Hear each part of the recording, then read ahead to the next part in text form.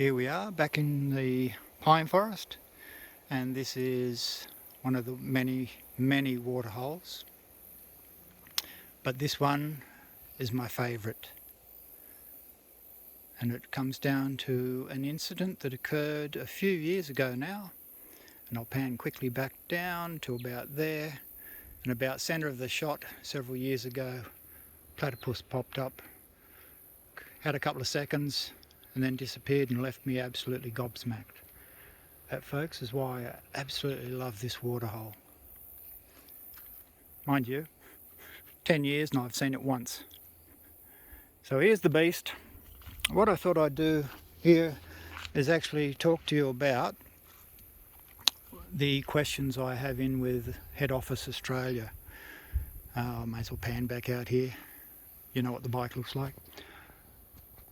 My first question is about the power levels 1 to 11. I've asked for an explanation of what they mean in regard to percentage of torque, because the previous bike it would give you options of setting your power at 50% assist, 75, 100%, and that was on the Eco.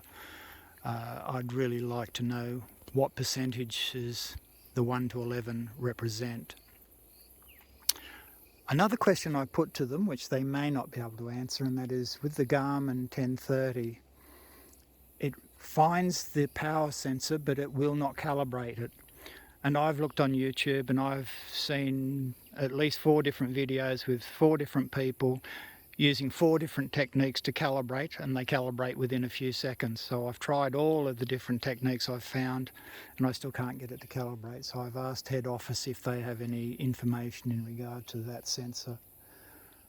And then the other one, if I can remember it, oh, the Di2 sensor, of course, how could I forget that? I've asked specifically what Shimano sensor do I have to get to put into the Di2 system so that I can get information out of it. I did point out to them that I did my little experiment with unplugging the derailleur and then running the scan and it coming back and telling me that all systems were wonderful. So I pointed out, if the ride app doesn't overview the entire system, then surely I need a sensor. It becomes critical that I have a sensor where I can get information about that very complex part of the bike. So here's hoping, folks, they get back to me with that information, and I'll let you know if they do. Catch you around.